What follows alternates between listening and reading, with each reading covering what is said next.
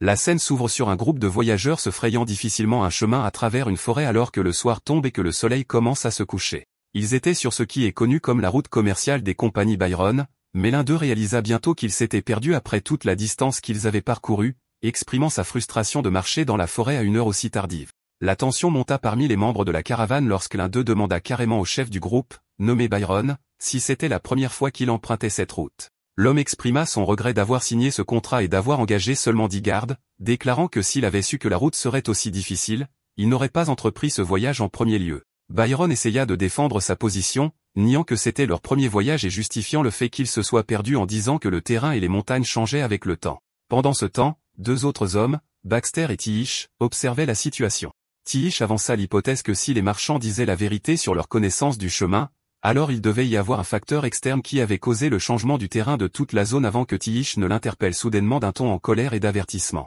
Soudain, sans aucun avertissement, Baxter dégaina son épée et se précipita à toute vitesse alors que le groupe subissait une attaque surprise d'un monstre gnoll.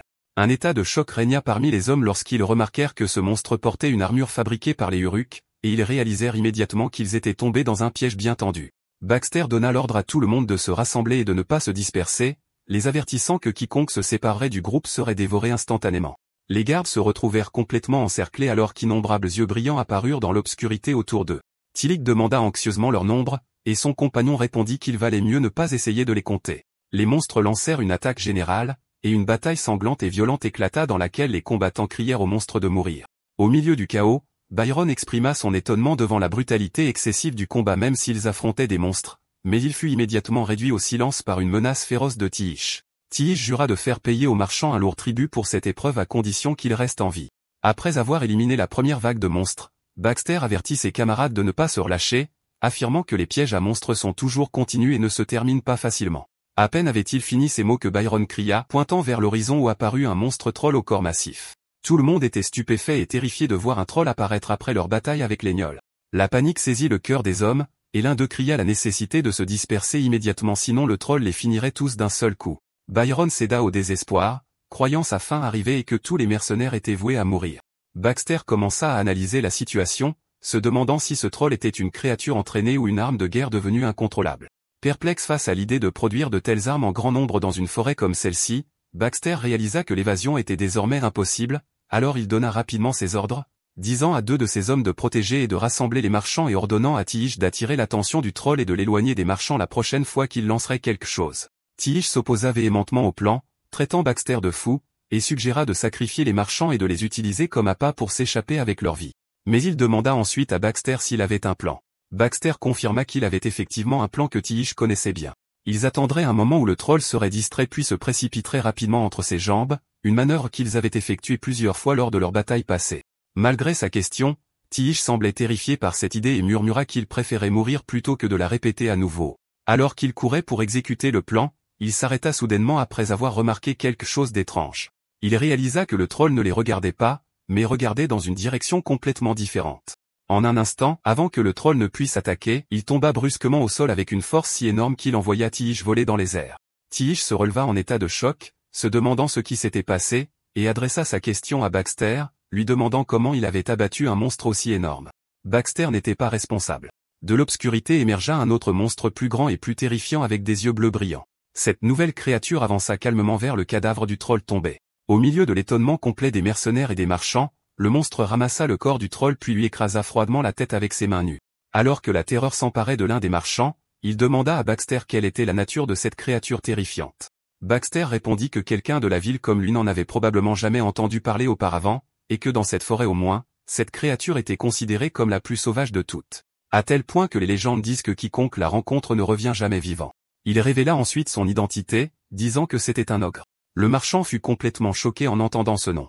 Baxter continua son explication, précisant que malgré la rareté des ogres, ils possèdent une force et une agilité inégalées parmi les autres monstres. En plus d'une intelligence rusée et d'une persévérance obstinée dans la chasse, Baxter lui-même exprima son étonnement de rencontrer une créature dont il n'avait entendu parler que dans des contes, surtout dans une situation aussi désastreuse. Pendant ce temps, les marchands commentaient pourquoi les mercenaires étaient figés sur place comme ça. Baxter se demanda ce qu'il devait faire et s'il pouvait s'échapper, mais il réalisa rapidement qu'essayer de fuir ne ferait que de lui un repas facile pour le monstre, et il s'effondra là où il se tenait, désespéré. L'ogre avança vers Baxter effondré et, de manière inattendue, tendit sa main tachée de sang et lui parla, lui disant qu'il avait traversé une période difficile et qu'il le guiderait désormais. L'ogre le rassura et lui dit de ne pas avoir peur, expliquant que malgré son apparence, le même sang qui coule dans les veines humaines coule aussi dans les siennes. Il révéla ensuite sa véritable identité, déclarant que son nom était Léon et qu'il était mi-humain, mi-ogre. Après cela, Léon conduisit toute la caravane à travers la forêt jusqu'à ce qu'ils atteignent Byron Village, un village isolé situé dans le royaume d'Arnia. Alors qu'ils approchaient des murs de bois fortifiés du village, un garde d'en haut les remarqua et les interpella pour les identifier. Les membres de la caravane commencèrent à se sentir soulagés après leur survie. Byron se plaignit d'une fatigue et d'une douleur extrême, disant qu'il pensait que c'était sa fin, tandis que Tiish marmonnait quelques malédictions dirigées contre les marchands. Léon les guida jusqu'à l'entrée du village, et l'un des membres de la caravane demanda si la barrière était destinée à empêcher les monstres d'entrer. Le garde, dont le nom s'avéra être Darrell, interpella Léon avec surprise, lui demandant combien de jours il avait été absent et qui étaient les personnes avec lui. Léon répondit au salut de Darrell et lui dit que ce sont des membres d'une caravane de marchands se dirigeant vers le village et qu'il les avait rencontrés alors qu'ils ramassaient du bois de chauffage, ajoutant qu'ils avaient déjà parlé avec le chef du village. Malgré cela, Darrell resta sceptique. Il dit à Léon qu'il faisait confiance à sa parole mais qu'il n'avait reçu aucun rapport sur l'arrivée d'une caravane à ce moment-là. Darrell exprima sa crainte qu'il ne s'agisse de bandits déguisés en marchands. Cette accusation mit Byron en colère qui cria pour leur défense, expliquant qu'ils s'étaient simplement perdus et que leur propre chef de village leur avait donné les mauvaises directions en premier lieu. Mais Darrell ne changea pas de position, insistant sur le fait que la sécurité du village passait avant tout et leur dit qu'ils devraient partir s'ils ne pouvaient pas prouver leur identité. Le marchand exprima son extrême frustration face à la situation et exigea que le garde, Darryl, appelle au moins le chef du village. Léon intervint dans la conversation en expliquant à Darryl que bien que la sécurité soit importante, ces personnes étaient nécessaires. Il lui dit qu'il avait entendu les cris de détresse de la forêt sur son chemin et en conclut que si le chemin avait changé, cela signifiait que quelqu'un falsifiait la zone, et donc de l'aide pourrait être nécessaire. Léon assura ensuite le garde que si les choses tournaient mal, il s'occuperait lui-même du problème pour le rassurer. Plus tard, après avoir été autorisé à entrer, la scène se déplaça vers la salle du village de Byron où les membres de la caravane étaient assis avec le chef du village et certains de ses habitants. Le chef, un homme âgé, riait avec les autres alors qu'il répétait les paroles de Léon, surpris par sa déclaration qu'il s'en occuperait lui-même. Byron commenta que le chef réagissait de manière excessive tandis que l'un des marchands exprima son soulagement face à leur survie miraculeuse et à leur arrivée en toute sécurité. Et Baxter loua la force de Léon la considérant supérieure à celle de 10 mercenaires combinés. Le calme ne dura pas longtemps car Baxter commença à interroger le chef du village. Il souligna les barrières défensives qu'il avait remarquées sur son chemin vers le village, qui semblaient entourer tout le village. Bien qu'il comprenne que les monstres et les Uruk pourraient être courants dans un endroit aussi isolé, il estima que ces défenses étaient grandement exagérées, ce qui l'amena à demander directement et de manière choquante s'il se préparait à la guerre. Alors que Léon regardait Baxter avec surprise, Léon pensa à lui-même que Baxter avait le don de dire les pires choses aux moments les plus inappropriés. Le silence se fit pendant quelques instants. Finalement, le chef parla, admettant que la guerre était en effet une chose terrible. Il s'adressa ensuite à Baxter, devinant d'après son apparence qu'il était un ancien mercenaire de la guerre, peut-être de Kincaid. Le chef développa le concept de guerre, expliquant qu'à son époque, c'était une révolution sacrée pour la libération des Uruk qui traitaient les humains comme du bétail. Mais il constata que les guerres d'aujourd'hui n'étaient plus comme ça. Elles étaient devenues de simples effusions de sang pour des gains égoïstes qui se terminaient par la destruction des deux camps. Il exprima son espoir que de telles tragédies n'atteignent jamais leur village, leur demandant de comprendre que ces défenses n'étaient construites que comme une forteresse née des prières et des désirs de chacun pour la paix. Tiish interrompit le discours du chef, qualifiant sa logique de tordue et l'accusant d'embellir l'idée d'une arme de guerre avec des mots fleuris. Il ajouta qu'il aurait accepté cette explication si ce n'était que pour les barrières, mais il pointa du doigt Léon le décrivant comme un monstre. Tiish se demandait avec véhémence comment des mots pouvaient justifier l'existence d'un être capable d'écraser un troll à main nue, considérant ce niveau de puissance comme dangereusement anormal. Il expliqua que la guerre était un sujet sensible pour Kincaid. Et pour prouver que Léon n'était pas une arme, ils avaient besoin de preuves que l'existence d'un hybride aussi horrible était un cas unique. Byron se sentit insulté par le mot horrible, et son compagnon, Baxter, fit remarquer que ses paroles étaient dures, tandis que des signes de douleur apparaissaient sur le visage de Léon. À ce moment-là, Léon prit la parole pour lui-même, disant qu'il comprenait leur difficulté à l'accepter et réalisa que s'il n'était pas convaincu qu'il n'était pas une menace, il répandrait la rumeur que ce village était dangereux. Mais il ajouta que, heureusement, il avait un moyen de les convaincre et leur proposa de rencontrer sa mère. Léon conduisit le groupe vers une maison. En chemin, Tillet se plaignit d'une odeur nauséabonde, et Léon répondit qu'il avait vaporisé son urine pour éloigner les monstres. Léon atteignit la porte de la maison et appela sa mère, disant qu'il était de retour. Léon entra, s'excusant d'être en retard et le justifiant par quelques courses dans le village qu'il avait retardé. La jeune femme aux cheveux blonds, que Léon appelait maman, accueillit les nouveaux arrivants et leur demanda d'entrer rapidement. La scène revient ensuite 15 ans en arrière, à Byron Village. Lors de cette nuit passée, le chef du village, qui paraissait plus jeune, se précipita vers la barrière en bois après qu'un garde lui informait d'un danger imminent. Les gardes n'étaient pas sûrs de ce qui se passait exactement, mais ils demandèrent au chef de venir voir par lui-même. À son arrivée, le chef se figea de terreur en voyant un monstre massif aux yeux rouges brillants se tenir devant la barrière, et il le reconnut immédiatement comme un ogre. Le chef donna l'ordre strict à tous de laisser tomber leurs armes et de se retirer immédiatement, les avertissant de ne pas provoquer le monstre car il l'avait identifié grâce au guide des monstres. Ce monstre était Robo, l'ogre légendaire connu comme le loup de la forêt et le boucher du continent central. Le chef réalisa qu'ils étaient confrontés à la créature la plus dangereuse qu'ils aient jamais rencontrée. Elle était capable de percer facilement la barrière, et il exigea que des armes de siège soient apportées immédiatement. Mais l'un des villageois fit remarquer au chef qu'il y avait quelque chose d'étrange dans le comportement du monstre. Malgré les heures qui passaient, l'ogre n'avait pas bougé d'un pouce. Les villageois étaient perplexes face à ce comportement, se demandant si le guide mentionnait quelque chose à ce sujet ou si le monstre voulait autre chose que chasser. Alors que le chef réfléchissait anxieusement à la question, l'ogre regarda soudain quelqu'un allongé sur le sol. Tout le monde fut surpris de voir l'ogre commencer à partir, puis il s'éloigna du village d'un bond. Ils attendirent prudemment, et l'un d'eux désigna la personne que l'ogre avait laissée derrière lui. Puis ils s'approchèrent pour découvrir qu'à l'intérieur se trouvait une personne qui était encore vivante. La scène revient au présent dans une maison à la périphérie de Byron Village. Les membres de la caravane étaient assis autour d'une table avec Léon et sa mère, la jeune femme aux cheveux blonds. Léon mangeait joyeusement, exprimant son amour pour le fromage et le jambon que sa mère avait préparé, tandis qu'elle lui demandait de manger lentement. La mère de Léon s'excusa auprès des invités pour l'humble repas, expliquant que la visite était soudaine et que son fils ne lui avait pas dit à l'avance, et elle s'excusa également pour les difficultés qu'ils avaient rencontrées pour atteindre cet endroit isolé. Elle adressa ensuite sa question directement à Baxter, s'enquérant de leur raison de venir ici. Tiish remarqua l'étrange accent de la femme et chuchota à Baxter, qui répondit que c'était un accent parlé uniquement par les nobles de sang royal, puis murmura avec colère que ces villageois étaient dégoûtants. La mère de Léon sembla comprendre leurs soupçons sans qu'il ne parle, reconnaissant que sa vie avec son fils dans cet endroit était loin d'être ordinaire. Elle ajouta que le simple fait de les voir pouvait causer un problème, quelles que soient les explications qu'elle pourrait offrir. Elle leur rappela ensuite qu'elle s'était déjà excusée pour le comportement imprudent de son fils à l'extérieur et promit que cela ne se reproduirait plus, demandant ce qu'elle pouvait faire de plus pour satisfaire ses invités. Baxter remarqua que sa façon de parler ressemblait à une négociation, surtout lorsqu'elle souligna que l'existence d'une guilde de marchands devrait accélérer la conclusion d'un accord. Cette approche provoqua Tiish, qui demanda avec colère à Baxter si cette situation était négociable, soulignant que cette noble évitait une réponse claire.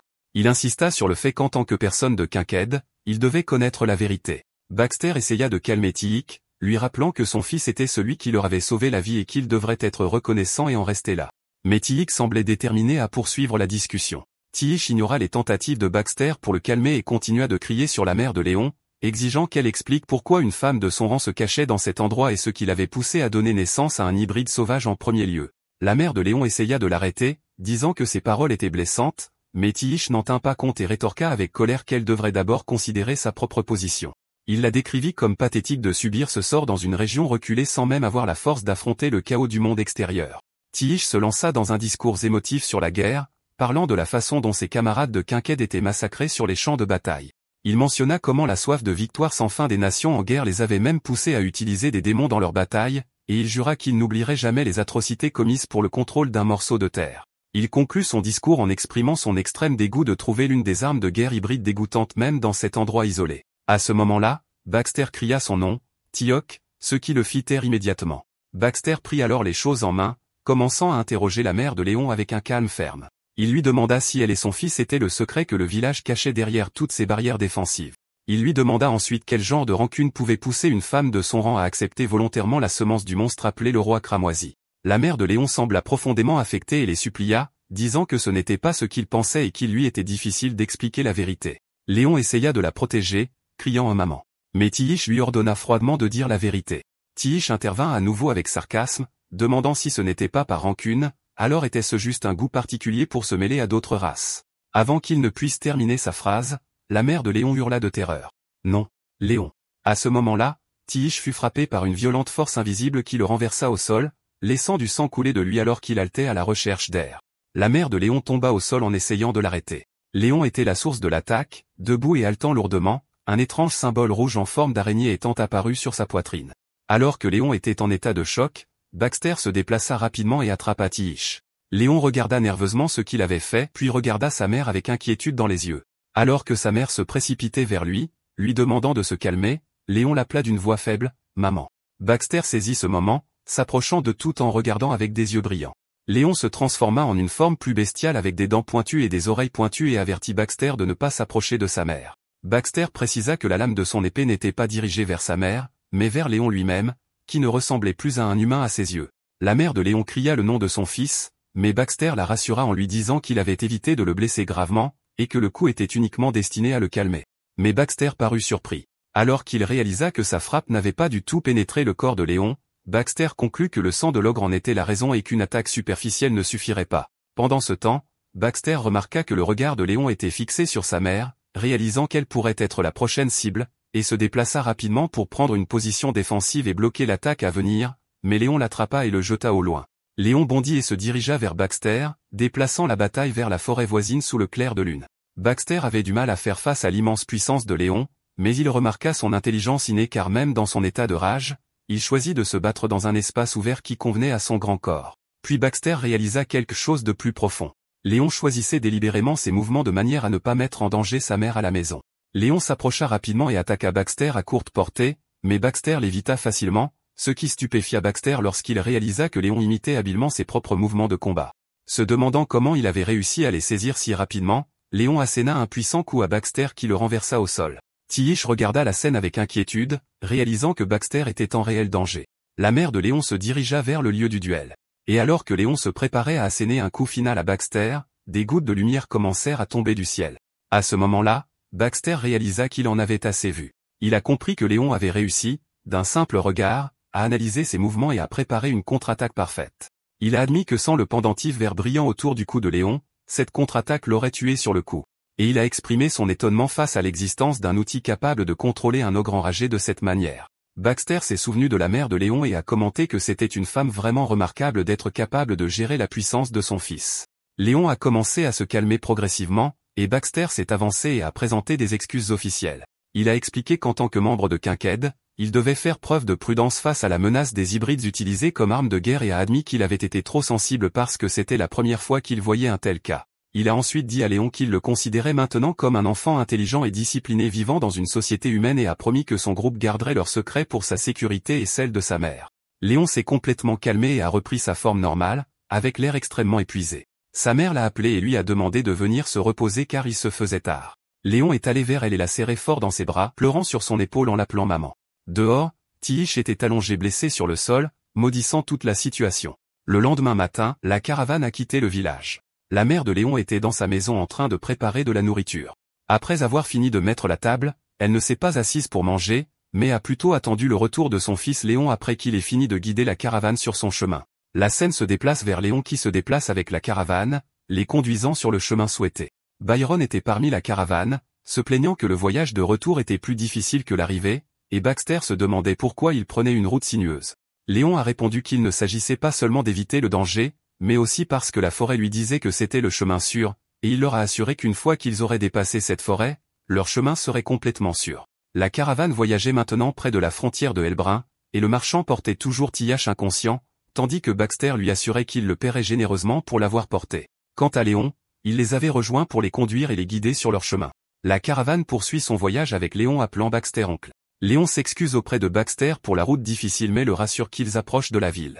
Baxter semble soulagé puis demande à Léon s'il est fatigué après avoir passé des nuits à réparer sa maison, mais Léon répond que ce n'était rien.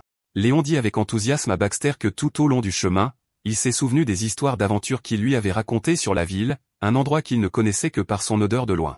Baxter est surpris que Léon n'ait jamais entendu ces histoires auparavant, et Léon explique que les villageois et sa mère évitaient d'en parler. Le marchand, Byron, suppose qu'il craignait qu'un jeune homme naïf comme Léon ne soit trompé dans le monde extérieur, mais ajoute qu'on ne mûrit pas vraiment sans traverser quelques difficultés. Léon mentionne également qu'il a apprécié les contes de l'oncle Varon, le marchand qui pouvait lire la forêt, et son secret pour le succès commercial, qui était une réduction de prix difficile à négocier. Léon se demande s'il pourrait maîtriser cette compétence pour survivre dans la ville, ce qui fait regretter au marchand de lui avoir dit, craignant qu'il ne limite et n'ait des ennuis. Baxter demande à Léon s'il a déjà quitté son village de Byron auparavant et si le chef du village lui interdit de le faire. Léon répond que ce n'est pas imposé, mais en fin de compte son choix personnel. Il explique qu'il sent parfois que la barrière du village est là pour le protéger personnellement parce que le village est le seul endroit qu'il accepte tel qu'il est. Il révèle ensuite une autre raison plus importante. Sa mère vit seule, et elle est devenue incapable de marcher à vie après sa naissance. Il dit qu'il ne le savait pas parce qu'elle n'a jamais montré sa douleur, mais il a entendu dire par les villageois qu'elle était une noble dame d'une famille prestigieuse. Léon conclut qu'elle a tout abandonné pour lui, et par conséquent, il ne peut pas la quitter pour ses propres désirs. Le marchand commente que c'est malheureux. Léon ajoute que son éducation a certainement été difficile.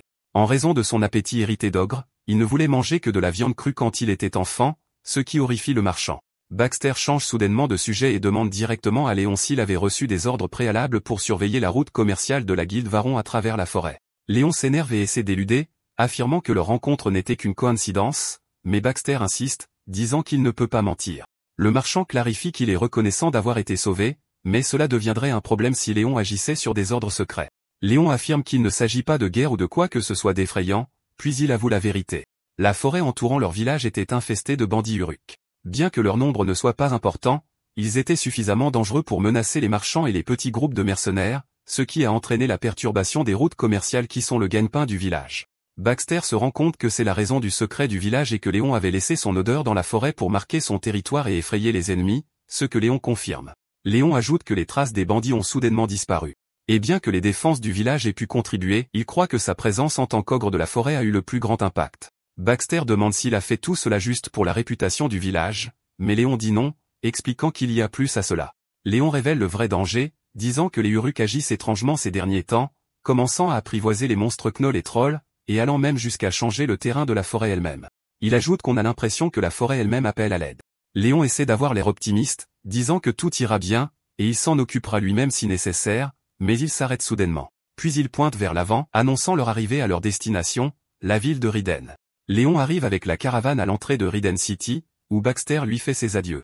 Il le remercie de les avoir amenés, décrivant leur relation comme précieuse malgré le fait qu'elle soit avec quelqu'un d'une autre race. Le marchand exprime son espoir que le souhait de Léon de voyager à l'extérieur de son village se réalise un jour. Léon répond par un faible rire, et le marchand l'encourage, disant que l'opportunité pourrait être plus facile qu'il ne le pense. Il suggère qu'il rejoigne une troupe de cirque itinérante appelée la troupe de cirque de Midi qui accepte des membres de différentes races comme moyen de voyager dans le monde et de gagner de l'argent. Baxter est surpris par la connaissance du marchand de telles choses, et l'autre répond avec une colère feinte. Léon fait signe au revoir à la caravane alors qu'elle entre dans la ville. Dès qu'ils sont partis, l'expression de Léon devient sérieuse et inquiète alors qu'il se retourne vers la forêt, espérant qu'aucun problème ne s'est produit dans le village pendant son absence. Puis il se déplace rapidement en direction du village. La scène remonte 8 ans en arrière où nous voyons quelqu'un parler à Léon, qui n'avait que 5 ans. Varon le taquine, disant qu'il a beaucoup grandi et qu'il est devenu très grand pour un enfant de son âge. La mère de Léon travaillait dur à préparer de la viande. Le ton de l'homme change en tristesse, et il dit à Léon que le voir lui rappelle sa propre enfance quand il a perdu sa famille, sa maison, et tout à cause du seigneur et des chevaliers et qu'il a dû fuir dans la forêt dangereuse à l'âge de 10 ans. L'homme dit à Léon qu'il croit que Byron Village était le seul endroit qui pouvait l'accepter, lui et sa mère, parce que tous ses habitants avaient partagé le même genre de douleur et de souffrance. Nous revenons au présent où Léon court vers son village, mais il s'arrête soudainement quand il voit de la fumée s'élever de la direction du village. La panique le saisit, et il commence à courir à toute vitesse en appelant sa mère. Sa confusion s'accroît par l'absence de toute trace de monstre dans la zone. Alors qu'il s'approche, il voit que la barrière du village est en feu et ressent un soulagement temporaire que le feu n'ait pas encore atteint sa maison. Mais alors qu'il entre dans la forêt en feu, il se rend compte que l'odeur du feu n'est pas naturelle et que quelqu'un a délibérément allumé le feu et a brûlé de l'encens avec pour cacher intentionnellement l'odeur du village. Léon s'interroge sur l'identité de l'auteur et la raison de leurs actions et se rend compte qu'il doit revenir le plus rapidement possible. Sur son chemin, il trouve Monsieur Nielsen, l'homme qui parlait à Léon dans sa mémoire, mortellement blessé et abattu de flèches.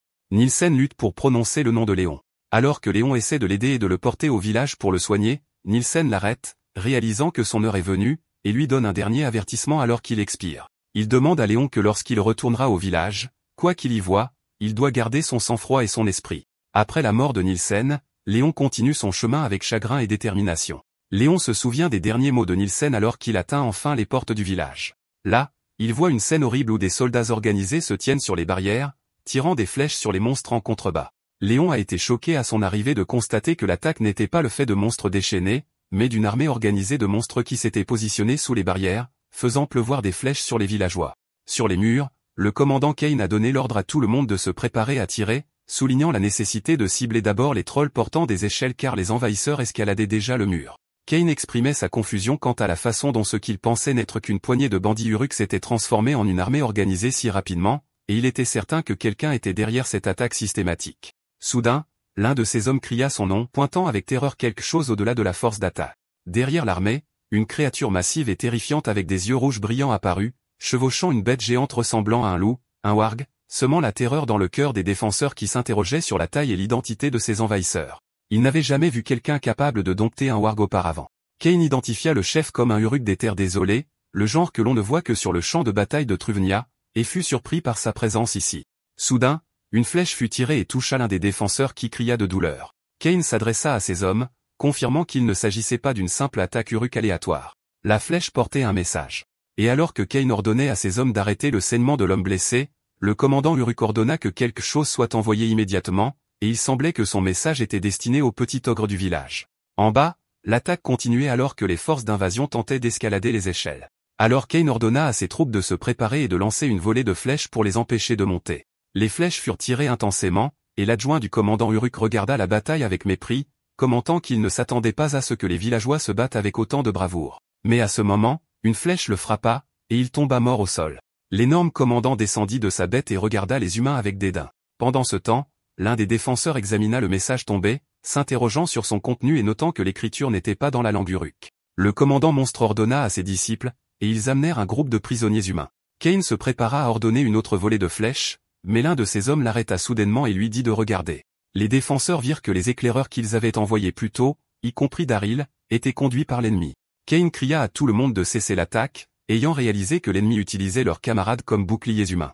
Kane vit son fils, Daryl, parmi les otages et s'effondra, se demandant avec désespoir pourquoi cela arrivait. L'un des hommes avertit qu'un que les assaillants avançaient vers la porte de la barrière et l'exhorta à prendre une décision rapide. En bas, un commandant de terrain ordonna à ses hommes de bloquer le chemin avec leur corps si nécessaire, sachant que la chute de la porte signifiait la perte de tout le village. Pendant ce temps, des villageois se cachaient dans un bâtiment.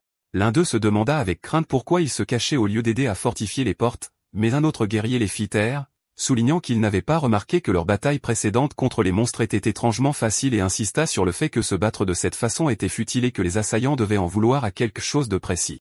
Dehors, les Uruk apportèrent une énorme bûche de bois et commencèrent à frapper la porte principale, tandis que les défenseurs derrière elle gémissaient sous la force des coups violents en essayant de tenir bon.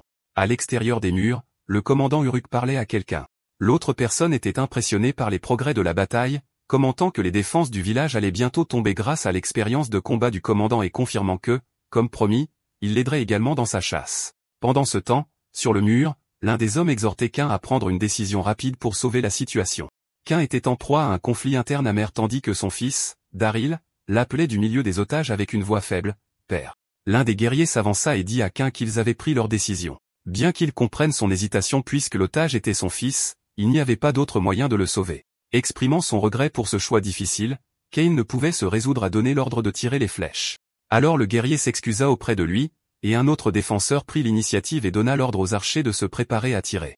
Soudain, quelqu'un bondit des arbres avec une vitesse incroyable et atterrit avec un impact retentissant au milieu de l'armée Uruk. Le commandant Uruk l'accueillit, disant que le petit ogre était enfin apparu. Le choc de son atterrissage envoya des monstres voler dans toutes les directions, causant le chaos et l'étonnement parmi les défenseurs sur le mur. Cain se demanda avec confusion si c'était vraiment Léon. Le commandant Uruk parla à nouveau à son allié caché, lui disant que la proie avait mordu à l'hameçon comme prévu, et lui demanda ce qu'il allait faire maintenant. Au milieu du champ de bataille, Léon abattait les monstres les uns après les autres. Léon vit Daryl, blessé et allongé sur le sol, qu'il appela avec difficulté. Léon courut vers lui en criant de choc, « Daryl, frère !» Léon entra dans une rage folle et commença à se déchaîner. Le commandant Uruk s'adressa à lui à distance, exprimant sa surprise de trouver un hybride rare, un demi-ogre, le plus féroce de tous les monstres, dans un endroit aussi reculé et non sur un champ de bataille. Il lui demanda ensuite sarcastiquement s'il s'était déjà demandé pourquoi personne n'était venu le tuer jusqu'à présent. La scène remonte dans le temps, révélant l'identité de cet Uruk. Il était l'un des Uruk des terres désolées de Truvnia qui avait été le théâtre d'une grande guerre entre les races. C'étaient des mercenaires de guerre qui s'y étaient fait un nom.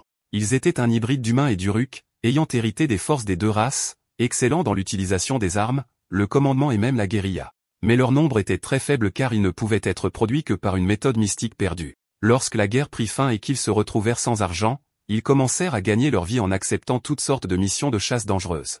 Ils agissaient en tant que protecteurs de leur propre terrain de chasse et se battaient pour leur survie, affrontant même les infâmes ogres. Mais, Malheureusement, après une bataille épuisante, il n'en resta qu'un. Ainsi, le nom Uruk, qui désignait autrefois toute une race, devint le nom d'un seul individu. Au cours des années suivantes, ce seul survivant surveilla une forêt isolée du royaume d'Arena. Il attendit patiemment le moment de la vengeance contre l'ennemi de son peuple, veillant sur la progéniture de cet ennemi. Le commandant Uruk ordonna à son armée de ne donner aucune chance à Léon, leur disant de l'attaquer tous en même temps. Il leur ordonna ensuite d'exécuter simultanément la formation de subjugation des trolls et la formation d'encerclement des gnolls. Malgré ces préparatifs, l'armée Uruk reculait devant la seule puissance de Léon. L'un des chefs Uruk se demanda avec confusion comment un seul ogre pouvait les retenir ainsi, réalisant qu'à ce rythme, ils sacrifiaient leurs hommes en vain. Sur les murs du village, les défenseurs remarquèrent que les Uruk avaient arrêté leur avancée vers le village et avaient tous tourné leur attention vers Léon. L'anxiété se répandit parmi eux, se demandant si Léon allait bien face à cette foule seule. Cain regarda Léon se battre avant que Léon ne soit touché par une attaque qui emprisonna son pied. Le commandant Uruk lui-même entra dans une bataille féroce contre Léon. Les deux échangèrent des coups brutaux. Et bien que le commandant Uruk ait été grièvement blessé et ait perdu certains de ses membres, Léon réussit à porter un coup de grâce et à le faire tomber au sol. Le commandant Uruk blessé sentit que le sacrifice de ses membres en valait la peine. Alors qu'il haletait, il déclara que le moment était venu. Il s'adressa à Léon inconscient en disant que lorsque son vrai moi, longtemps réprimé, se réveillera, tous ceux qui lui sont chers disparaîtront. Léon deviendrait une bête déchaînée, incapable de contrôler ses instincts. Et s'il continuait ainsi, il serait complètement seul. Après avoir prononcé ces derniers mots, le commandant Uruk s'effondra à cause de ses blessures tandis que le corps de Léon commençait à se transformer en une forme plus bestiale. Voyant leur chef tomber, l'un des soldats Uruk restants ordonna à tout le monde de se retirer et de se mettre à couvert, réalisant qu'ils ne pouvaient plus gagner maintenant que leur chef avait sacrifié sa vie. Après la fin de la bataille, Cain et ses hommes descendirent du mur pour évaluer la situation. Ils trouvèrent Léon inconscient mais toujours vivant, ce qui étonna Cain. L'un des hommes commenta que Cain lui-même avait vu comment Léon avait encaissé d'innombrables attaques avec son corps, et qu'en peu de temps il leur avait fallu pour descendre, il avait récupéré remarquablement, se demandant si Léon était juste un ogre ordinaire. Cain se demanda si Léon serait capable de se relever, d'autant plus que les armes de l'Uruk étaient recouvertes d'une neurotoxine capable de terrasser un troll, notant qu'ils avaient beaucoup de questions à lui poser. Ils furent interrompus par la voix du commandant monstre qui demanda pourquoi il s'embêtait à réveiller le monstre alors qu'il pouvait interroger l'estropié allongé sur le sol. Ils furent surpris de voir le commandant Uruk toujours en vie, et l'un blâma l'autre de ne pas avoir confirmé sa mort. Le commandant Uruk les rassura en leur disant de ne pas s'inquiéter car il sentait la mort approcher en raison de son importante perte de sang et leur dit qu'interroger un homme qui ne s'accroche plus à la vie est le type d'interrogatoire le plus facile. L'un des hommes avertit Cain de ne pas se laisser influencer par ses paroles, puis Cain commença son interrogatoire. Cain a déclaré que l'Uruk était celui qui avait rassemblé tous ces bandits, puis a pointé le message qu'il avait envoyé, concluant qu'il n'était pas écrit dans la langue Uruk, ce qui signifiait qu'il était destiné à quelqu'un qui pouvait le lire, et que cette personne devait être Léon. Cain a continué, expliquant que Léon n'avait jamais quitté cette forêt de toute sa vie, il était donc impossible pour lui d'aller dans les terres désolées et de se brouiller avec eux. Il lui a ensuite directement posé des questions sur sa relation avec Léon et pourquoi il le ciblait spécifiquement. Le commandant Uruk a ri, disant qu'il pouvait déjà voir comment il traiterait l'ogre à partir de maintenant. Et puisque sa vengeance a été atteinte tôt, il répondrait à leurs questions sans aucun regret. Le commandant Uruk a commencé à révéler la vérité, disant que leur conviction d'avoir réussi à cacher et à protéger le demi-ogre était un énorme malentendu. Il a expliqué que pendant qu'ils se cachaient derrière leur immense barrière, le boucher du continent central, le père de Léon, avait commencé à réapparaître, et des preuves ont été découvertes indiquant qu'un dragon bleu était derrière tout cela. Cette nouvelle a causé un grand choc à l'époque. L'Uruk a poursuivi, expliquant qu'ils étaient sûrement conscients de la nature des ogres. Un ogre adulte résiste jusqu'à la mort et refuse de se soumettre. Mais ce monstre légendaire qui était d'une classe complètement différente a choisi de se soumettre. Il a mentionné que son obsession avait commencé ici, se demandant quelle raison pouvait bien pousser cette créature à se rendre. Il a ensuite révélé qu'il s'était rendu compte que toute cette affaire avait commencé à cause d'une femme humaine, ce qui a choqué Cain qui a demandé comment il le savait. L'Uruk a répondu qu'il sentait le sang sur Léon, le même parfum du sang du boucher qui était gravé dans sa mémoire. Après cela, l'Uruk a révélé son véritable plan. Il avait donné des ordres stricts pour que personne ne cible l'hybride. Pour y parvenir, il a rassemblé les Uruk et les a déployés dans la forêt pour la tourmenter, créant même un labyrinthe parfait pour qu'aucun étranger n'ose y entrer. La barrière à laquelle ils avaient tous cru remplissait son rôle, mais elle aurait été inutile si cette forêt n'avait pas appartenu aux Uruk depuis le début. Il a conclu son sarcasme en disant qu'au final, ils n'ont rien découvert, et tout ce qu'ils ont fait, c'est cacher le demi-hybride jusqu'à ce qu'il devienne ce monstre. Puis il s'est demandé dans un dernier moment de réflexion s'il se souciait vraiment de la vengeance pour son peuple ou s'il voulait juste faire de Léon un paria comme lui. Après ces mots, il rendit son dernier souffle. Ailleurs, les anciens du village étaient en discussion. L'un d'eux a opiné que même si la mère de Léon l'avait bien élevé, sa vraie nature était quelque chose qu'il ne pouvait pas contrôler. Il s'est demandé s'il serait capable de contrôler Léon s'il devenait plus comme un ogre. Un autre a souligné que l'armée Uruk disciplinée ne pouvait rien faire contre lui seul, et que bien qu'ils aient survécu grâce à lui, si quelque chose tournait mal et qu'ils se retournaient contre eux, tout le village serait en danger. Le chef du village a crié, leur disant d'arrêter cette conversation. Mais Cain, toujours en deuil de la perte de Daryl, a insisté sur le fait qu'il ne pouvait pas non plus manquer de protéger le village. Il a exigé que le chef prenne d'autres mesures s'il n'était pas capable de se débarrasser de Léon, l'avertissant que des chasseurs de dragons viendraient bientôt au village à sa recherche. Le chef a essayé de calmer Cain, reconnaissant que ce qui était arrivé à Daryl était très malheureux, mais lui a rappelé que Léon n'avait que 13 ans, et que ce qui s'était passé n'était pas de sa propre volonté. Il lui a demandé, en tant qu'ancien du village, s'il ne connaissait pas leurs priorités. Cain s'est agité, disant que ce qu'il voulait dire, c'était qu'il devait agir avant qu'il ne soit trop tard. Le chef l'a interrompu et lui a ordonné de s'arrêter, l'avertissant que le garçon pourrait les entendre. À ce moment-là, Léon s'était déjà réveillé et avait tout entendu.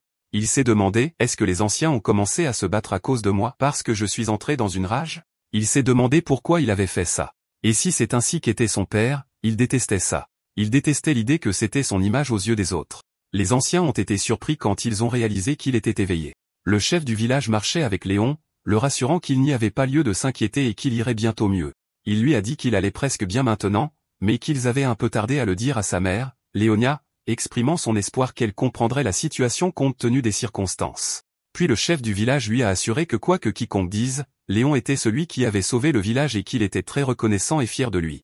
Léon a répondu calmement. Le chef lui a donné des herbes antidotes et lui a ordonné de les préparer et de les boire à chaque repas à son retour. Léon l'a remercié et lui a dit qu'il en informerait sa mère. Léon a dit qu'il devait y aller maintenant parce que sa mère l'attendait, exprimant son espoir que tout le monde à l'intérieur allait bien. Le chef a accepté et lui a permis de partir. Léon a sauté jusqu'à sa maison sous le clair de lune, arrivant rapidement où il a trouvé sa mère qui l'attendait dehors.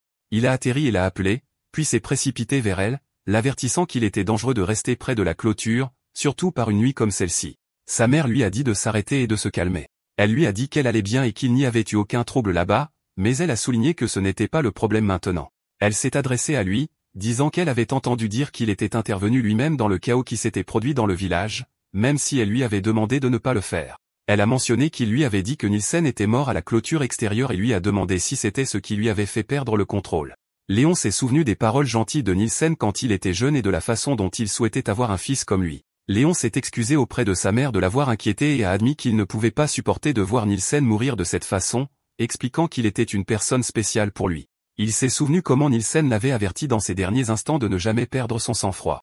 Léon s'est demandé si Nielsen avait peur de ce qu'il pourrait affronter ou des vérités qu'il pourrait y découvrir. Puis il a regardé sa mère et lui a demandé directement, cette férocité qu'il a montrée est-elle héritée de son père? Sa mère lui a demandé d'arrêter, et des signes de douleur sont apparus sur son visage alors qu'elle s'excusait auprès de lui, disant qu'elle ne pouvait pas répondre. Léon a crié, l'appelant alors qu'elle s'éloignait de lui, répétant ses excuses jusqu'à ce que Léon l'attrape et la serre dans ses bras. Ailleurs, dans le royaume de Suaren, dans les terres de Barenfell, le baron parlait avec colère à l'un de ses chevaliers, Herman. Il se plaignait de la nouvelle de la violation de la chasse aux dragons, la décrivant comme un non-sens et un gaspillage d'efforts, se demandant s'ils avaient oublié pourquoi elle avait été interdite en premier lieu. Il s'est moqué de leurs propos sur les traditions et les désirs, considérant qu'ils ne comprenaient pas le concept de faisabilité pratique. Il a continué son sarcasme, se demandant comment leurs efforts pourraient se comparer à la puissance d'Elbrine et qu'ils ne pouvaient pas comprendre la faisabilité de la recherche d'un dragon bleu. Le baron a dit à son chevalier Herman, qu'il a décrit comme son chevalier pratique, qu'il aurait eu des ennuis sans lui car il ne pouvait pas ignorer l'ordre de mobilisation sacré. Herman l'a rassuré et lui a dit qu'il s'était assuré qu'il n'y avait pas de place pour les plaintes de la mère patrie car il avait rempli les fonctions requises pour le moment, ce qui leur donnait un peu de temps. Herman a ajouté que, comme le baron l'avait prédit, il y avait un nombre inhabituel de choses étranges dans cette mission de chasse aux dragons. Il a loué la perspicacité de son maître, révélant que l'enquête avait révélé la naissance d'une créature hybride, moitié ogre et moitié humaine. Le baron s'est réjoui, déclarant que c'était ce qu'il entendait par faisabilité pratique et que cette chasse ne serait pas décevante. Herman, bien sûr, a confirmé cela. Après que le baron eut ordonné à son chevalier Herman d'attendre un instant, Herman le regarda froidement, pensant que le jour où la tête du baron rejoindrait sa collection n'était pas loin. Ailleurs, dans la ville de Riten, quelqu'un posait des questions sur une personne nommée Tilo. Le mercenaire a arrêté un homme masqué, lui demandant sarcastiquement si les honorables chevaliers pensaient qu'un mercenaire était une personne facile à traiter. Le mercenaire a remarqué 3 personnes qui les suivaient. Tiloc s'est plaint à l'homme masqué que cette situation était différente de ce qui avait été promis. La mission était censée être effectuée rapidement.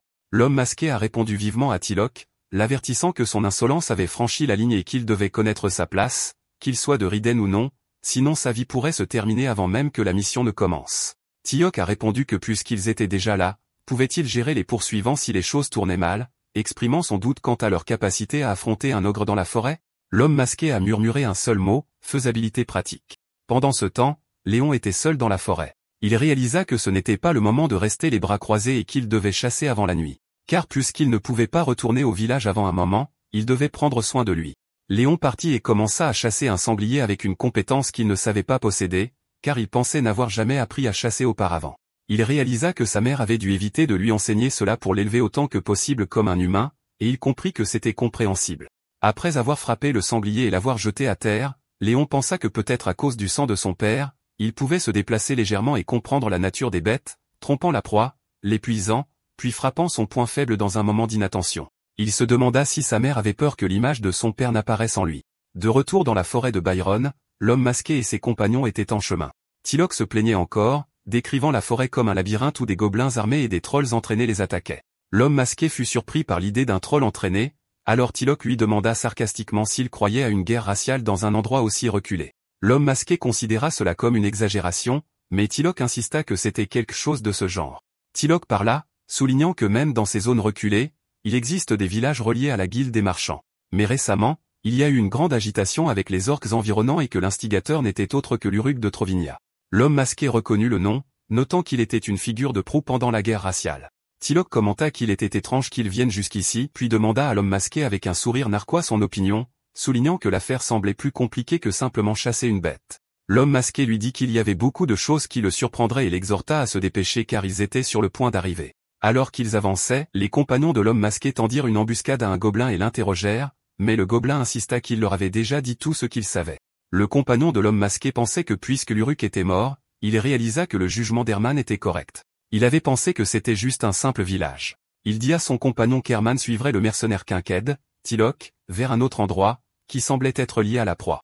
L'un des hommes fut surpris par ce changement de plan car ils avaient convenu de se rencontrer à l'entrée du village, mais le chef ne lui donna pas de réponse claire. Le chef devina qu'Herman avait dû trouver quelque chose de plus intéressant là-bas, puis ordonna à ses hommes de se déplacer selon les instructions, et ils commencèrent à s'approcher de la maison de Léonia. À l'intérieur, Léonia faisait des tâches ménagères, mais elle eut un flashback du moment où Léon lui avait posé des questions sur son père.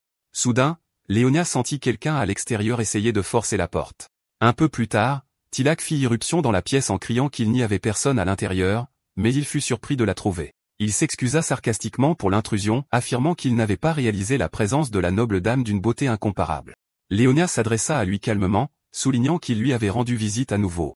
Elle lui dit qu'elle ne connaissait pas la raison de sa visite, mais qu'il s'était écoulé beaucoup de temps depuis leur dernier contact avec le village et que son fils vivait en paix. Elle lui dit qu'il n'y avait plus rien à gagner ici maintenant. Tilok se moqua de ces mots, décrivant la situation comme une rencontre agréable, et l'insulta, disant qu'elle préférait la taille d'un ogre sauvage à son statut noble, la traitant de pire que les prostituées du village. Puis il annonça officiellement en tant que guerrier Kinked, Tilok de Riden, qu'il aurait maintenant une réunion avec la princesse de l'Empire arcadien, Bansalo. L'homme masqué, Herman, apparut dans la pièce. Herman exprima sa surprise de la trouver dans un endroit aussi humble. Considérant que gaspiller sa vie ici était excessivement noble, Herman s'avança, se présenta comme un chevalier de Suarin, et lui demanda de retourner dans leur patrie.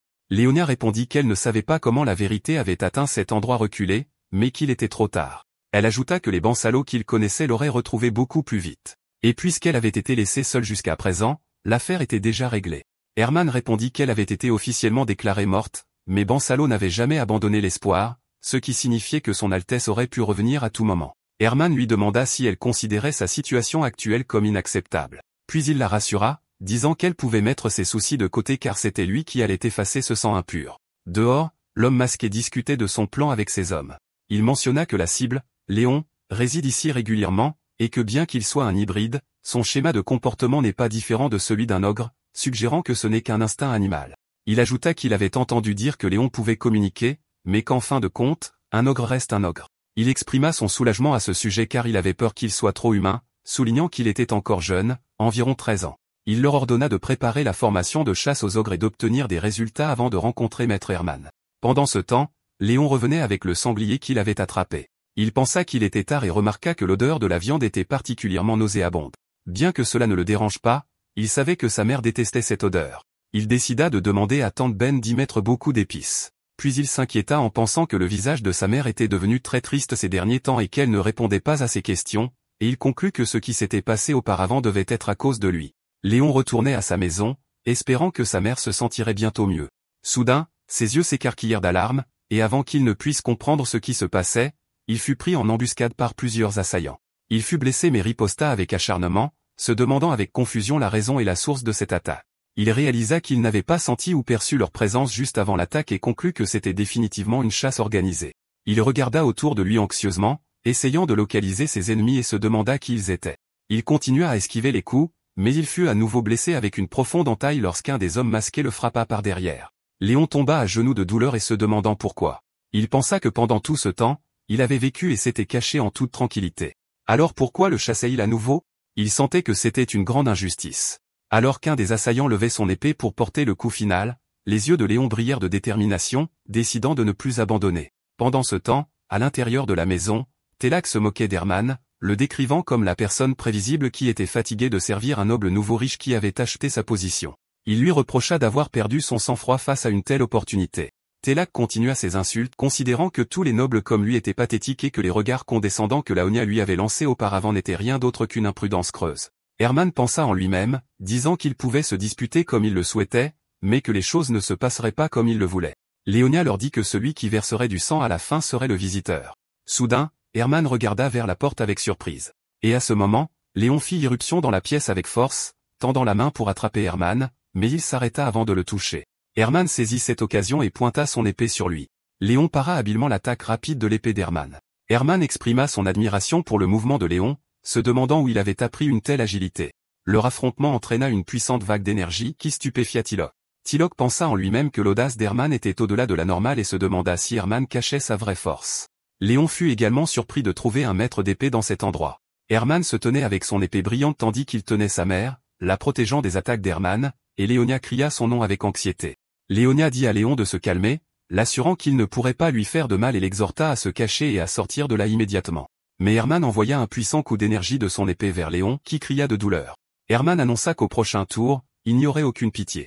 Mais avant cela, il écouterait toutes les dernières excuses que sa vile bouche pourrait prononcer, se demandant comment une simple bête pouvait vaincre un chevalier, même s'il n'était qu'un novice. Il se demandait avec étonnement comment cela s'était produit.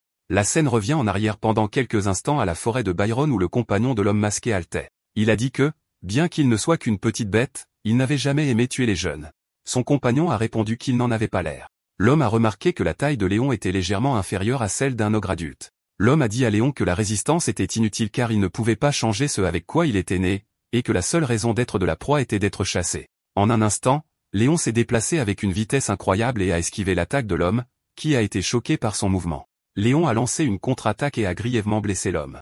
Son compagnon le regarda avec choc, se demandant comment Léon avait réussi à prédire ses mouvements avec une telle précision, et l'attaquant blessé se demanda si c'était possible même s'il était une créature entraînée.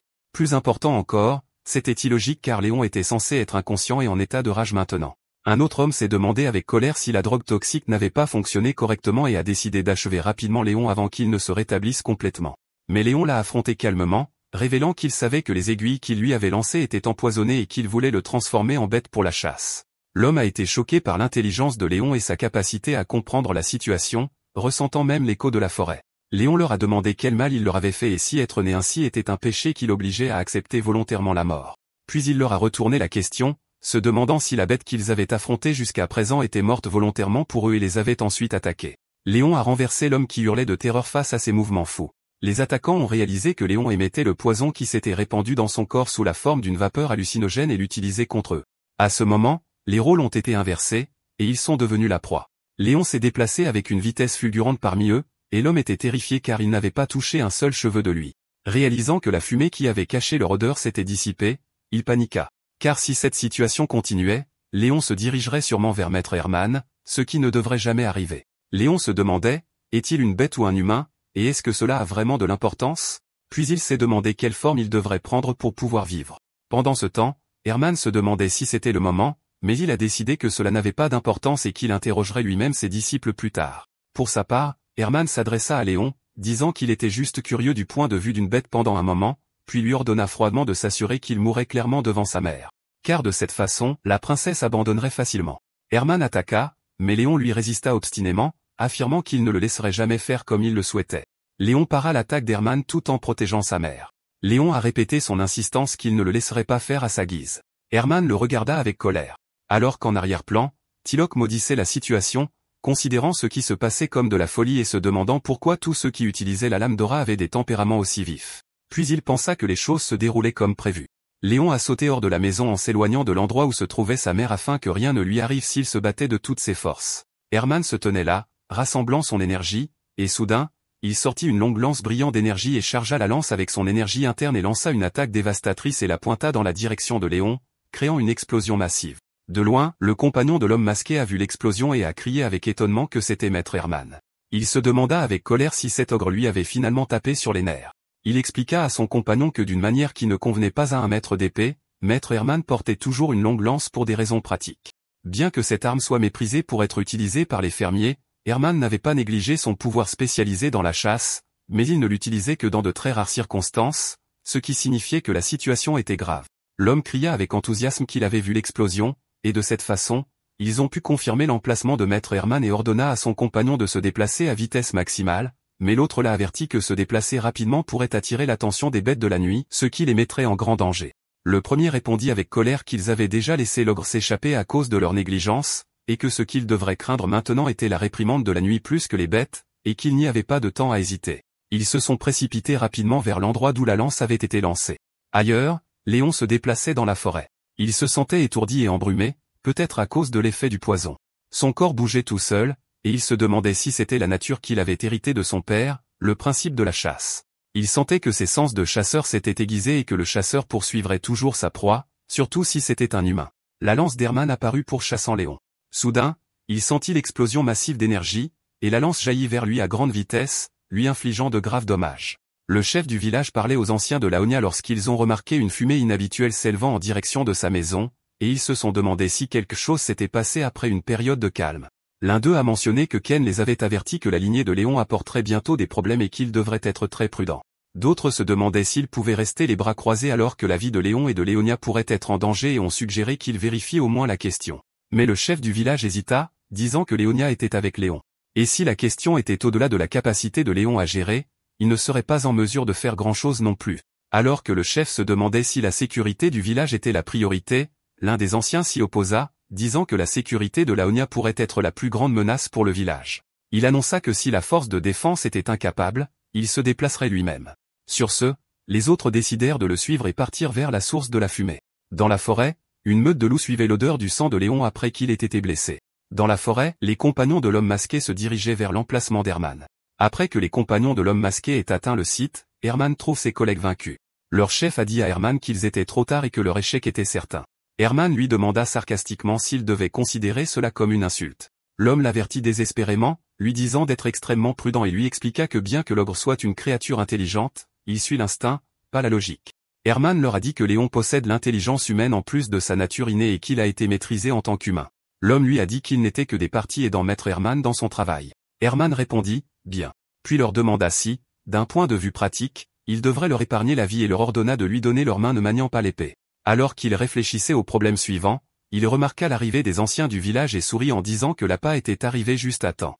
L'un des villageois essaya de demander à Hermann pourquoi ils étaient là, mais l'ancien le fit taire.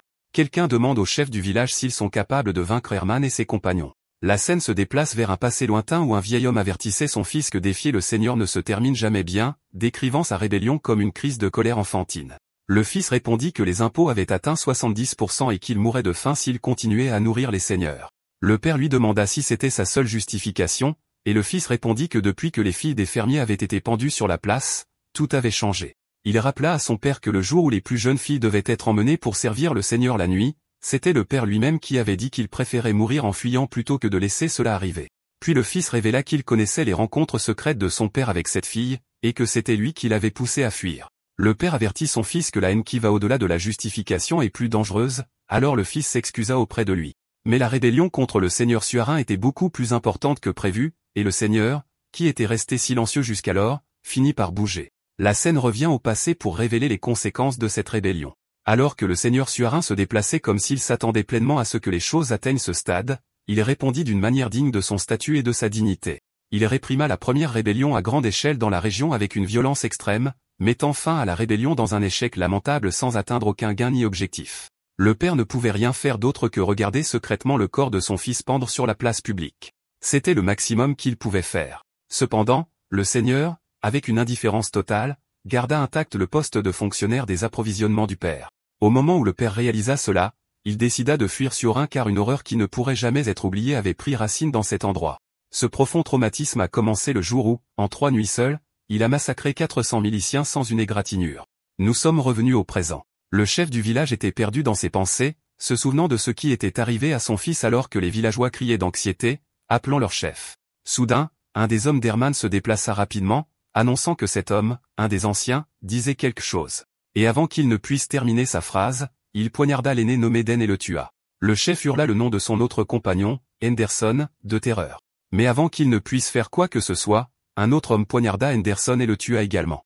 Hermann s'adressa calmement au chef, expliquant que ce qui s'était passé n'était pas une chose à regretter, mais simplement une exécution légitime. Il ajouta froidement que la politesse devrait précéder la parole avec un chevalier, demandant sarcastiquement si le chef ne le savait pas. Puis il lui dit que, à titre d'exception, il lui donnerait une chance et lui demanda s'il était sûr de ne pas vouloir d'autres exécutions. Ailleurs, après que Léon ait été blessé, il tombait du ciel après l'énorme explosion. Se demandant si sa naissance de cette façon était une erreur, devrait-il accepter son destin et mourir docilement? Il se demandait quelle forme il devrait prendre. Alors qu'il tombait, une meute de bêtes ressemblant à des loups aux yeux rouges commença à se rassembler en bas, attirés par lui. Et serait-il autorisé à vivre? On ne sait pas grand-chose sur les ogres malgré leur existence. Les bêtes se rassemblent autour de Léon blessé. La mère de Léon explique qu'il existe des bêtes qui peuvent être considérées comme excessivement rapides ou extrêmement fortes, mais que seuls les ogres suivent un chemin complètement différent. Ils insistent pour toujours agir individuellement, mais ils possèdent un pouvoir unique qui les distingue des autres. Le mystère persiste quant au principe par lequel une créature aussi solitaire peut dominer les forêts qu'elle habite. Il n'y a pas de mots pour décrire leur nature autrement qu'en utilisant des expressions exagérées, car c'est la seule façon qui vient à l'esprit pour les décrire. Pendant ce temps, face aux anciens du village, Ken vit à travers ses jumelles Hermann s'approcher de lui avec le chef du village comme otage.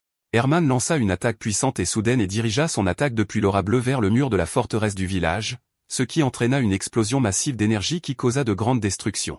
Un des hommes de Ken cria sous le choc et lui dit que les dégâts ne les avaient pas atteints, suggérant qu'il lance une contre-attaque rapide, mais Ken l'arrêta. Ken réalisa que si Hermann l'avait voulu, il aurait pu tous les anéantir d'un seul coup. Il en conclut que la seule raison pour laquelle il avait délibérément manqué la cible était de les avertir de se rendre parce qu'il avait un otage. Et pour cette raison, ils décidèrent qu'ils ne pouvaient pas provoquer sa colère et qu'ils devaient gagner du temps autant que possible. Soudain, Ken regarda le chef du village et le trouva seul sans aucun compagnon du village avec lui. Ken appela un de ses hommes, Jacques, et lui demanda anxieusement si le chef du village les avait rencontrés seuls. Jacques répondit que le chef était accompagné de ses gardes personnels. Cette nouvelle inquiéta Ken, qui ordonna immédiatement le retrait de l'équipe de recherche et de confirmer d'abord l'identité du compagnon du chef, annonçant qu'il se chargerait lui-même de gagner du temps. Ces hommes s'opposèrent à ce qu'il y aille seul, considérant cela comme trop dangereux. Mais Ken insista et donna ses ordres que si les choses tournaient mal, tous les villageois devraient être évacués par un passage souterrain secret car face à de tels ennemis, la vie humaine n'a aucune valeur. Hermann pensait aux paroles du baron qui parlait comme s'il se voyait au-dessus de toute contrainte, se demandant entre les lignes. Si tout dans le monde est soumis à sa volonté, où ces limites peuvent-elles même exister? Et quelle est la valeur du processus aux yeux des autres si le résultat est garanti comme il le souhaite? Il lui dit sarcastiquement, se demandant si quelqu'un croyait vraiment que son ascension du bas vers le sommet n'était due qu'à sa propre volonté. Le baron expliqua à Hermann qu'il ne voulait pas que ses paroles ressemblent à une dérogation à ses expériences ou à ses souffrances. Le baron souligna que la logique dicte que l'existence d'une personne ayant des attributs de guide doit être prise en compte comme s'il s'agissait d'une condition qui ne pouvait être ignorée. Et qu'une fois que l'on accepte que ce n'est pas quelque chose qu'une seule personne peut faire seule, l'attention se porte sur ce qui est réel et pratique. À ce moment-là, de loin, Léon jurait qu'il ne laisserait pas les choses se dérouler comme le souhaitait son adversaire. Ken s'avança pour faire face à Hermann, disant qu'un noble chevalier comme lui ne comprendrait jamais leur façon de faire et qu'il leur montrerait comment ils communiquent dans cet endroit, considérant que ce serait son accueil. Hermann réalisa immédiatement que Ken essayait de gagner du temps. Il lui demanda sarcastiquement s'il pensait vraiment que les choses se passeraient comme il le souhaitait, puis lança une attaque violente qui fit tomber Ken au sol, ce qui fit crier un des anciens son nom de terreur. Le chef du village supplia Hermann de ne punir que lui et d'en finir, affirmant que les autres ne savaient rien. Il ajouta qu'il lui suffisait d'être l'appât, le suppliant de laisser le reste tranquille. Mais Hermann, sa patience épuisée, cria « Assez !» puis lança une violente attaque et acheva les anciens restants avec ses puissantes frappes d'épée. Ken apparut allongé sur le sol au milieu du champ de bataille. Herman regarda Ken, qui apparut dans un état misérable comme s'il se tenait sur la ligne entre la vie et la mort. Réalisant que la bataille n'était pas encore terminée, Herman annonça avec un sourire arrogant que ce n'était que le début et que la chasse ne faisait que commencer. Il ordonna à ses hommes de couvrir cette forêt sale avec l'odeur du sang, puis ils se précipitèrent tous pour attaquer Léon. Le combat commença, mais Herman rit sarcastiquement, critiquant Léon pour avoir été si précipité qu'il avait abandonné sa mère. Puis il l'engagea directement. Herman pointa son épée directement sur Léon, chargé de l'énergie de l'épée qui coulait le long de son bord pour augmenter sa puissance et la force de sa poussée, déclenchant un tourbillon de son énergie d'épée dévastatrice.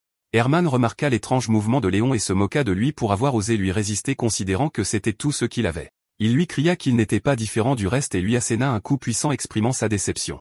Mais dans son moment d'arrogance, Herman fut soudainement attaqué par des bêtes ressemblant à des loups qui l'attaquèrent de tous les côtés. Herman fut choqué par l'attaque inattendue, et les bêtes le blessèrent grièvement. Le compagnon d'Herman crachait beaucoup de sang affecté par ses profondes blessures tandis que son état empirait à chaque respiration qu'il prenait. Il maudit la situation, admettant qu'il avait baissé sa garde pendant un instant. La poussière et la vapeur recouvraient la zone obstruant sa vision. Il réalisa que la vapeur s'élevant des blessures de la bête était mélangée à une sorte de drogue et en conclut que tout cela n'était qu'un piège de chasse bien tendu. À travers la vapeur, une énorme bête aux yeux rouges brillants apparut. C'était un charognard. Et à ce moment-là, Léon apparut derrière lui pour continuer le combat. Le combat continua alors que le compagnon d'Herman pensait avec colère que c'était le même schéma que Léon avait utilisé pour le manipuler dans la forêt. Il se demanda s'il l'avait traîné jusqu'ici juste pour se moquer de lui à nouveau. Sa résistance ne dura pas longtemps alors que Léon se jeta sur lui avec l'aide des bêtes carognardes, et elles lui infligèrent des blessures mortelles. Léon l'attrapa et l'épingla au sol avec force. L'homme tomba au sol en saignant et demanda à Léon en désespoir de cause pourquoi il avait fait ça. L'homme ajouta que s'il avait prévu de le laisser à moitié mort comme ça, il aurait mieux fait de le tuer la dernière fois. Léon sembla répondre par un rugissement, alors l'homme en conclut que c'était la preuve que Léon voulait lui montrer davantage de sa puissance. Il réalisa dans ces derniers instants que Léon n'était pas comme les autres bêtes qu'il avait combattues, mais était complètement différent de fond en comble. À ce moment-là, Herman intervint dans la bataille et lança une attaque de grande envergure, blessant son compagnon qui était retenu par Léon et engagea Léon dans un combat acharné. Léon se jeta sur Herman à toute vitesse. Herman réussit à faire tomber Léon au sol, puis se tint au-dessus de lui, se moquant de lui, l'appelant une bête hybride. Il se demanda s'il connaissait le sens d'être un chevalier et jura qu'il lui enseignerait lui-même cette douloureuse leçon et à son propre niveau. Pendant ce temps, à l'intérieur de la maison, Tilok parlait à Laonia. Tilok pensait que la bête qui avait crié juste à l'idée de sa mère s'était enfuie sans regarder en arrière et en conclut que ça devait être quelque chose que sa femme l'avait supplié de suivre. Il supposa qu'elle avait peur d'être laissée seule avec lui, mais Laonia répondit qu'il était naturel pour une mère de s'inquiéter pour son enfant. Elle lui a alors demandé ce qu'elle devait faire pour calmer sa colère envers son fils. Tiash s'est moqué de sa situation, la traitant de pathétique. Il lui a rappelé qu'elle était autrefois la noble fille d'un grand royaume, vivant dans le luxe, et s'est demandé comment elle était tombée à ce niveau. Il lui a dit que le temps était compté et qu'il n'entrerait pas dans les détails. A ensuite révélé que sa rancune n'était pas seulement à cause de son fils bestial, mais à cause de sa fierté qu'elle n'avait pas abandonné même dans une telle situation, et de la façon dont elle l'avait regardé avec dédain comme s'il n'était qu'une mauvaise herbe. Il a déclaré qu'il ne gagnerait pas confiance tant qu'il n'aurait pas impitoyablement brisé cette fierté. Et à ce moment, une mystérieuse lueur verte a éclaté. Soudain, une mystérieuse lueur verte a jailli derrière la mère de Léon, et un guerrier est apparu attaquant Tilok en toute surprise. Herman a crié de choc, se demandant ce qui s'était passé et l'appelant par son vrai nom, Bansalo. Dehors, une bataille féroce faisait rage entre Léon et Herman alors qu'ils s'affrontaient dans une lutte violente entrecoupée d'éclairs d'énergie bleue. Herman se demandait combien de temps Léon prévoyait de s'enfuir.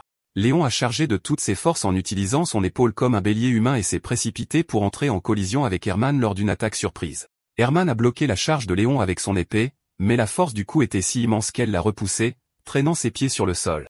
Et Herman a commencé à penser que cette lutte entre chasse et prédation ne finirait jamais si l'un d'eux ne pouvait pas régler la question.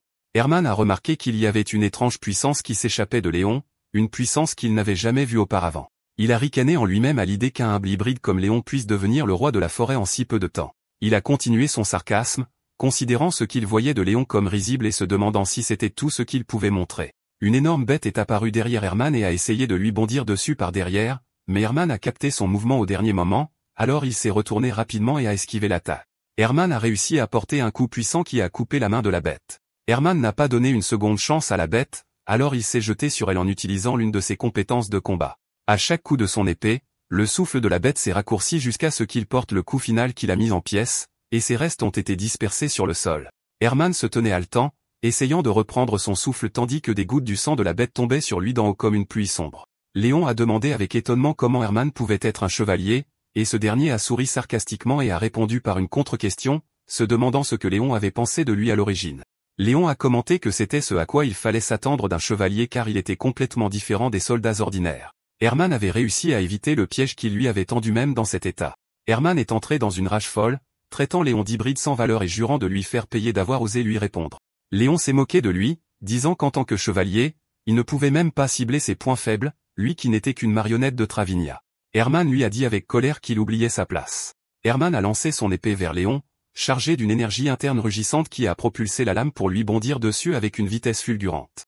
La situation n'a donné à Léon aucune chance de manœuvrer, alors il a reçu la poussée de l'épée avec son épaule directement dans une tentative désespérée de bloquer le coup. Herman lui a dit qu'il lui apprendrait lui-même ce que cela signifiait, mais Léon a réussi à éviter son attaque, et l'un des loups est apparu et a mordu la main d'Herman.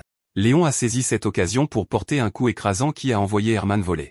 Après la fin de la bataille, le chef du village se tenait au milieu de la destruction, tenant l'un de ses compagnons tombé et regardant la scène en silence et avec une profonde tristesse. Léon tient Herman vaincu par le coup.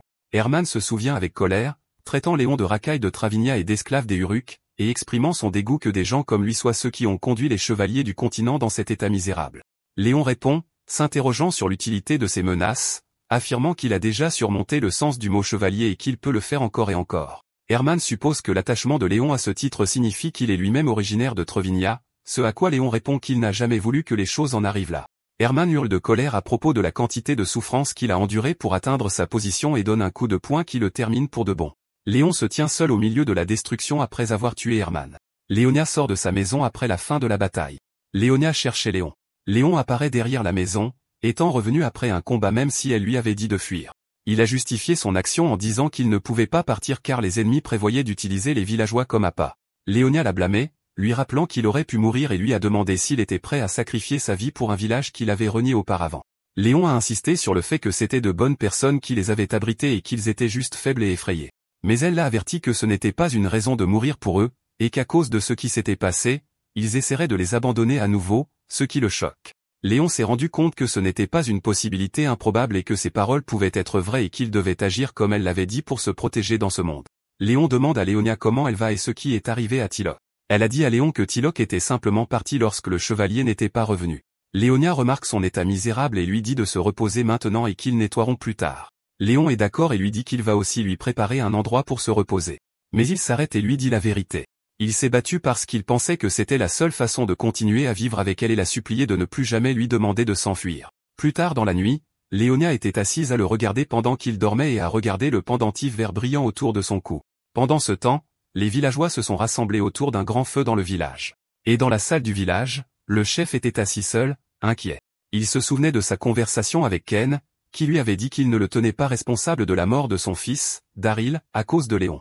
Mais Ken lui a demandé s'il pouvait garantir qu'une telle tragédie ne se reproduirait pas, lui rappelant à quel point il était dangereux pour un chevalier de se souvenir d'eux dans ce monde. Le chef du village est assis dans la salle du village, inquiet, et soudain une forte lumière verte apparaît devant lui.